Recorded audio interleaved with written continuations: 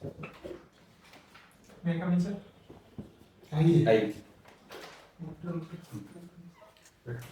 मोहित जी बैठिए। कैसा फील कर रहे हैं? कंफर्टेबल? जी रेडी हैं? अपने बारे में कुछ बताइए। सर, मेरा नाम मोहित कुमार शर्मा है। मैं मध्य प्रदेश के गुना जिले से हूँ। 10th क्लास पास करने के बाद मैंने जेपी यूनिवर्सिटी गुना से डिप्लोमा किया है मैकेनिकल इंजीनियरिंग में। उसके बाद सर मैंने SGSITS इंदौर से ग्रेजुएशन किया है। वर्तमान में सर राजगढ़ जिले की जीरापुर तहसील में मैं पटवारी के पद पर कार्यरत हूँ और फ्री टाइम में सर चेस खेलना और क्रिकेट खेलना मेरी हॉबीज है। ओके, गुना जिले की 3 विशेषताओं बताइए आप। गुना जिले को सर एक तो मालवा और चंबल का प्रवेश द्वार कहा जाता है क्योंकि इसकी लोकेशन बहुत ही महत्वपूर्ण है। दूसरी सर यहाँ पे 2 बड़ी सेंट्रल PSUs लोकेटेड हैं, गेल और NFL। और तीसरी विशेषता सर यहाँ से सर पार्वती और सिंधु नदी प्रवाहित भी होती है। अच्छा, ये बताइए, चेस आपकी हॉबी है। जी तो सर। चेस में सबसे इम्पोर्टेंट मोहरा कौन सा लगता है आपको? वैसे तो सारे मोहरे इम्पोर्टेंट हैं, सबका अलग अलग रोल है, लेकिन सर मेरे हिसाब से सर राजा ही सबसे इम्पोर्टेंट होता है। कौन सा? राजा, क्योंकि सर राजा के ऊपर ही गेम चलता है। अगर राजा मर जाता है तो खेल ही खत्म हो जाता है। आपको लगता नहीं कि राजा तो एक ही घर से एक ही छलांग मारता है, एक ही स्टेप लेता है? हाँ सर, एक ही लेता और है। दूसरे लोग जैसे घोड़ा है जी सर। या वजीर है, ये सब तो बहुत जबरदस्त काम करता है। जी सर सर, लगता नहीं है कि वजीर ज्यादा इम्पोर्टेंट है राजा से? इम्पोर्टेंट सर सारे पीसेस होते हैं, पोजीशन के ऊपर डिपेंड करता है। क्योंकि राजा को संरक्षण तो वही दे सकता है ना जो ताकतवर हो। जी सर। राजा वहाँ ताकतवर तो होता नहीं चेस में। जी सर, क्या होता राजा है? शुरू में सर कम ताकतवर रहता है, पर चेस में जब एंड गेम आता है तो राजा का रोल बढ़ जाता है, तब राजा का यूज किया जाता है। अच्छा, वजीर और घोड़ा में कौन ताकतवर है? वैसे सर वजीर ही ताकतवर है, 9 पॉइंट माने जाते हैं वजीर पे, घोड़े के 3 पॉइंट माने जाते हैं। लेकिन कई बार सर पोजीशन के ऊपर डिपेंड करता है, कई बार घोड़ा भी सर चेकमेट कर देता है। घोड़ा भी चेकमेट करता है। हाँ, केवल घोड़ा अकेला भी चेकमेट कर देता है सर कई बार, स्मॉदरमेंट जिसको बोलते हैं। क्रिकेट से आप क्या सीखते हैं? क्रिकेट सर एक तो टीम भावना सिखाती है, पूरी टीम कैसे मिलके खेल सकती है, और सर फिजिकल फिटनेस अच्छी रहती है, इसलिए मैं क्रिकेट खेलता हूँ। तो ये जो चेस है और क्रिकेट है, इन दोनों से आपको आपका जो पोस्ट है उसमें कोई मदद मिल पाएगी क्या? हाँ सर, मेरी चेस सर स्ट्रेस मैनेजमेंट में मेरी मदद करता है। जब मुझे फ्री टाइम रहता है तो सर माइंड को रिलैक्स करने के लिए मैं चेस खेलता हूँ, और सर बॉडी फिट रहे इसके लिए सर क्रिकेट खेलता हूँ। तो वन संरक्षण में स्ट्रेस होता है? जी सर, स्ट्रेस होता है। किस तरह का? वन संरक्षण में सर कई बार कुछ योजनाएं आ जाती हैं जिसमें सर जिनके क्रियान्वयन में सर समस्या आ सकती है, या वन में सर अतिक्रमण की जो समस्या है उसको हटाते टाइम सर प्रॉब्लम्स आ सकती हैं। वन में थ्रेट्स क्या क्या होते हैं? थ्रेट्स थ्रेट्स सर एक तो अभी हंटिंग होती है तो उसमें जब वन विभाग के कर्मचारी जाते हैं सर उन पे भी खतरा रहता है, उन पे भी सर अटैक कर देते हैं जो शिकारी लोग रहते हैं। हंटिंग। हाँ। और दूसरा? और सर एक अभी अतिक्रमण की समस्या काफी ज्यादा है सर वनों में। जो आसपास के जो लगे गांव हैं वहाँ के ग्रामीण जन सर वहाँ को वनों को साफ करके वहाँ पे एग्रीकल्चर करने लगते हैं। अच्छा, वनस्पतियों को क्या थ्रेट्स होता है? वनस्पतियों को सर एक तो जो एक्सोटिक स्पीसीज आती हैं बाहर से, इन्वेजिव स्पीसीज, वो सर उनको थ्रेट पहुंचाती हैं। उनको सर वो कंपटीशन देती हैं, स्पेस भी कवर करती हैं, और जो एलिलोपैथी इफेक्ट होता है वो भी सर उनको डैमेज करता है। तो जो ACF का रोल्स क्या है वहाँ पे? ACF का सर मेन काम सुपरविजन का है। जो RFO होते हैं रेंजर, और उनके ACF के ऊपर DFO, इनके बीच में सर एक ब्रिज का काम करता है ACF, सुपरविजन का काम है। इसके अलावा सर जो फॉरेस्ट लॉज हैं उनका बेटर इम्प्लीमेंटेशन हो सके, ये काम है। एक रेंजर को कैसा होना चाहिए? उसमें कौन कौन से स्किल होने चाहिए? रेंजर में सर एक तो लीडरशिप स्किल होनी चाहिए ताकि इसके अंदर जो डिप्टी रेंजर हैं, वनपाल हैं, वन रक्षक हैं, उनको वो मैनेज कर सके। इसके अलावा सर कई बार जो गश्त पे जाते हैं रात के टाइम भी जरूरत पड़ जाती है, तो सर फिजिकल फिटनेस भी अच्छी होनी चाहिए रेंजर के लिए काफ़ी। अच्छा, और कोई स्किल नहीं होना चाहिए, इससे काम हो जाएगा? और भी स्किल होती हैं सर, जैसे कि जो ट्राइबल्स हैं उनके प्रति सर करुणा की भावना भी होनी चाहिए रेंजर में। तो एज ए रेंज ऑफिसर आपको पता है कि भारत में कितने जंगल ऐसे हैं जो आरक्षित नहीं, सुरक्षित नहीं है? पता है? इसका आइडिया नहीं। नहीं है? अच्छा ठीक है। ये बांधवगढ़ के बारे में सुना? जी सर। वहाँ क्या है? उमरिया जिले में sir Bandhavgarh national park. Umaria? Umaria जिले में sir Bandhavgarh national park tiger reserve भी है। उमरिया जिले में? जी सर। यहाँ पे सर अभी हाथियों की डेथ की न्यूज आई थी 2-3 महीने पहले। उमरिया जिले में या मंडला जिले में, कहाँ पे? बांधवगढ़ में आई सर, बांधवगढ़ टाइगर रिजर्व में। मंडला या उमरिया कहाँ? उमरिया का है? बांधवगढ़ सर उमरिया जिले में है, और जो कान्हा नेशनल पार्क है वो मंडला और बालाघाट जिले में आता कान्हा नेशनल पार्क मंडला है। मंडला और बालाघाट जिले में आता है, बांधवगढ़ उमरिया। उमरिया जिले में आता है। ओके। आप ये बताएं कि पोचिंग रोकने के लिए क्या कार्य योजना बनाएंगे?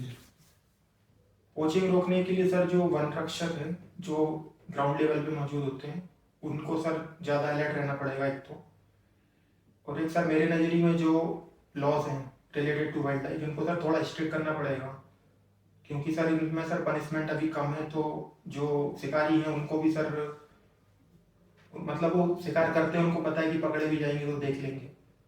सर वाइल्ड लॉज को थोड़ा स्ट्रिक्ट करना जरूरी है सर।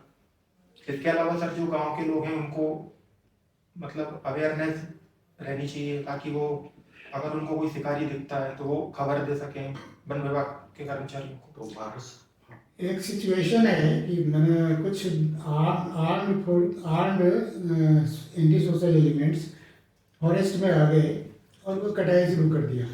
जी आपको पता चलता है आपके पास लिमिटेड नंबर ऑफ फोर्सेस हैं, बहुत ही कम संख्या में उसमें उपलब्ध है फोर्स आपके पास। जी सर। आप वहाँ जाते तो हैं लेकिन हिम्मत नहीं होती उनको देख करके कुछ एक्शन लेने की। तो ऐसी स्थिति में क्या करेंगे? उनको काट के ले जाने देंगे या कुछ करेंगे प्रोटेक्टिव उपाय? सर वहाँ पे जाके मैं देखूंगा, अगर मुझे लगता है कि मेरे पास जो वन विभाग का हमला है काफ़ी कम है और सामने काफ़ी ज़्यादा लोग हैं, उनके पास हथियार भी हैं, तो सर मैं वहाँ पे सिचुएशन देखूंगा, वहाँ पे सर कम से कम उनको मैं पहचान सकूंगा ताकि उन पे बाद में भी एक्शन लिया जा सकता है, बाद में उनको सर पकड़ा जा सकता है अगर उस समय मैं ना पकड़ पाऊँ। उनको ले जाने देंगे? वहाँ पे सर देखना पड़ेगा सिचुएशन कैसी है, किस चीज़ की कटाई कर रहे हैं वो। वृक्षों की? वहाँ पे सर कोशिश करूंगा मैं, अगर मेरे पास हथियार हैं पूरे और वन विभाग, एक तो सर मैं अकेला नहीं जाऊंगा, अगर मैं ACF रहता हूँ तो वन रक्षक रहेंगे, वनपाल रहेंगे, तो सर ट्राई करेंगे कि उनको रोका जा सके। ट्राई करेंगे कि रोकेंगे? पूरी कोशिश करेंगे सर रोकने की। ठीक सर। मोहित जी जो कि आप पटवारी हैं, जी सर। आप पटवारी के पिछले 4 महीने से पटवारी के पद पे कार्यरत हूँ। ट्रेनिंग चल रही है। 6 महीने ट्रेनिंग हुई है सर, उसके बाद लगभग 4 महीने होने वाले हैं। तो आपकी ट्रेनिंग लेने वाला अधिकारी कौन था? ट्रेनिंग सर हमारी राजगढ़ जिले में हुई थी। अधिकारी कोई होगा जी सर। जिसको बोलते हैं, माननीय साजिद आसमी सर थे, उनका पद क्या था? वो सर नायब तहसीलदार थे। एसएलआर नहीं था? वो सर नायब तहसीलदार के बाद रिटायर्ड हुए थे, और एक सर प्रभुलाल वर्मा सर थे, वो ASLR थे, रिटायर्ड ASLR। एसएलआर आपकी ट्रेनिंग लेता है? हाँ ये जी सर। तो खसरा आपने पढ़ा होगा, उसमें पढ़ाया क्या? जी सर। खसरा खसरे में कितने खाने होते हैं? अभी सर वर्तमान खसरे में 12 खाने होते हैं। वो 6वें नंबर के खाने में क्या अपन उल्लेखित करते हैं? 6वें नंबर के खाने में सर एग्जैक्टली नहीं गेस कर सकता हूँ। 6वें नंबर में सर फसल का नाम लिखा रहता है सर। जी सर शायद। चलिए कोई बात नहीं। राजस्व जन अभियान जी सर। अभी संचालित पूरे मध्य प्रदेश में हो रहा है, जी सर। तो उस as a Patwari ji sir. आप कितने पुराने प्रकरणों को देखते हैं? मेरे पास सर एक 2011-12 का बंटवारा आया था, उसमें सर कुछ विवाद था तो उसको निरस्त कर दिया गया था। नहीं, ऐसी पटवारी कितने पुराने प्रकरणों को देख सकते हैं? ये राजस्व अभियान में कुछ गाइडलाइन होगी ना? जी सर, कितने पुराने? ये अंदाजा नहीं है सर। ज्यादातर केस पर जितने भी मैंने डील किए हैं वो सर एक दो साल पुराने थे सर। एक होती लीज, हाँ सर। कितने साल के लिए दी जाती है? सर मैक्सिमम 5 साल के लिए एक बार में दे सकते हैं।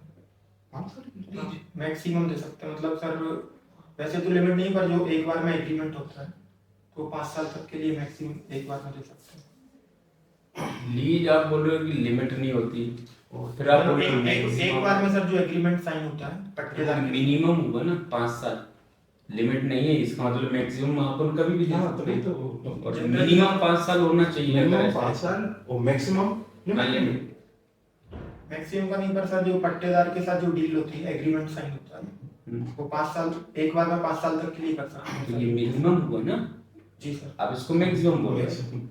कंफ्यूजन है, कोई बात नहीं। ठीक है। अभी राजस्व मंत्री अपने कौन है? चलो इसको थोड़ा है। माननीय श्री करण सिंह वर्मा जी हैं।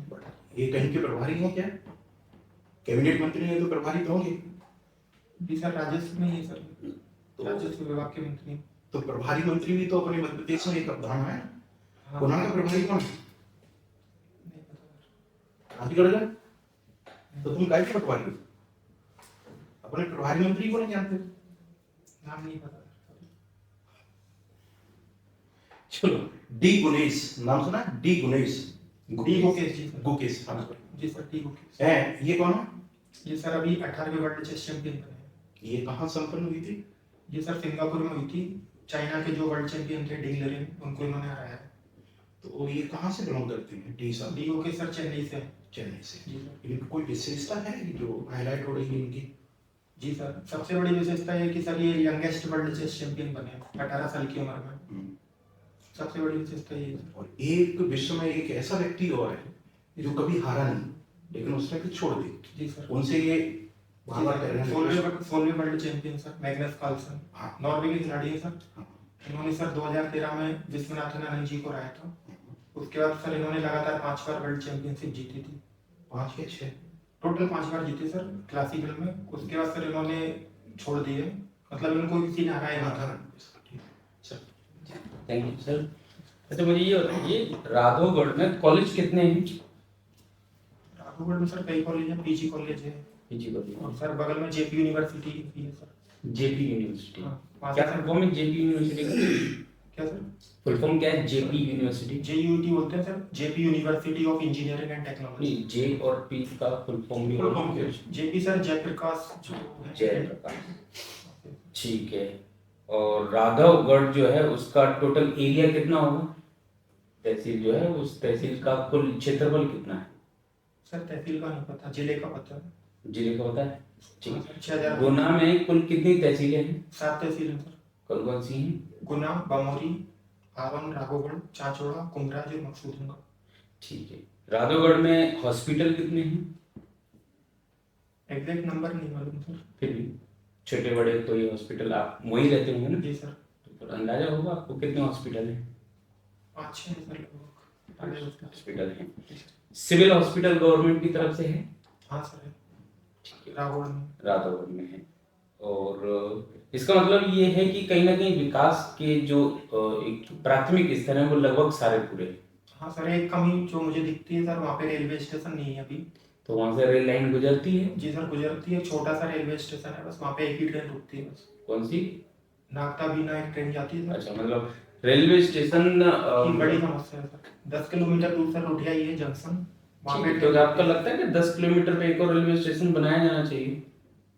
वैसे सर नहीं होता, पर सर वहाँ पे सर जरूरत काफी ज्यादा है सर। राघवगढ़ में तहसील है सर राघवगढ़। अच्छा मुझे ये बताइए कि एक तहसील के विकास के लिए शिक्षा और स्वास्थ्य, जो अभी हम चर्चा कर रहे थे, शिक्षा और स्वास्थ्य हर एक तहसील के स्तर पर कितना होना चाहिए कि एक उस जगह के निवासी को दूर ना जाना पड़े अपनी उच्च शिक्षा की आपूर्ति के लिए या अपने स्वास्थ्य संबंधी आवश्यकता के लिए? तो कम से कम प्राइमरी लेवल पे कितना विकास होना चाहिए एक तहसील स्तर पे? तहसील स्तर पे सर कम से कम हाई स्कूल और हायर सेकेंडरी स्कूल्स होने चाहिए प्रॉपर। ठीक है। और सर जो ग्रेजुएशन और पोस्ट ग्रेजुएशन है तो एक कॉलेज तो एटलीस्ट होना ही चाहिए सर। ठीक है। और हेल्थ के लिए सर प्राइमरी हेल्थ सेंटर्स होने चाहिए प्रॉपर, और कम्युनिटी हेल्थ सेंटर्स होने चाहिए। कम्युनिटी हेल्थ सेंटर तो है ही सही।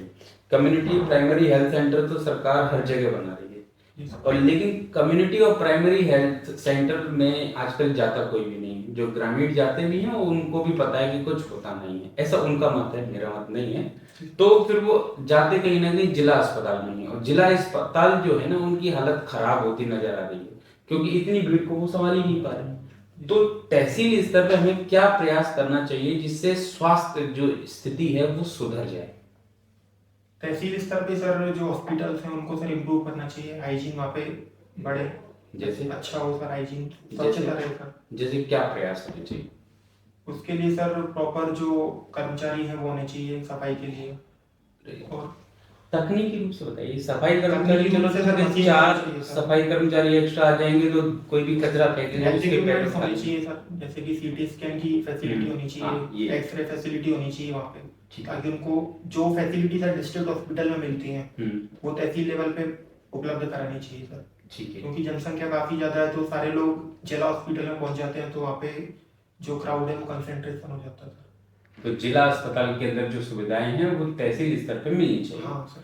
फिर जिला स्तर पे क्या मिलना चाहिए? जिला लेवल पे सर जो हाई लेवल की फैसिलिटीज हैं, जैसे? जैसे सर कैंसर ट्रीटमेंट अगर है किसी को, हम्म। या कुछ ब्रेन रिलेटेड इश्यूज हैं, जो सर अपर लेवल की चीजें हैं वो। अच्छा, आजकल स्वास्थ्य के क्षेत्र में इतनी अनियमितताएं एक मानव जीवन में क्यों दिखाई दे रही हैं?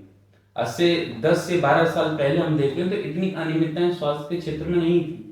बीमार व्यक्ति पहले भी होता था, लेकिन अब बीमार होता है तो खबर मिलती है कि वो जो बीमार थे 4 दिन पहले अब नहीं रहे। इतनी अनियमितताएं और स्वास्थ्य जीवन घाती एक विषय क्यों बन गया? एक तो सर मेंटल स्ट्रेस सबसे बड़ा रीजन है आज के टाइम पे सर। ज्यादातर लोग सर मानसिक तनाव से ग्रस्त रहते हैं।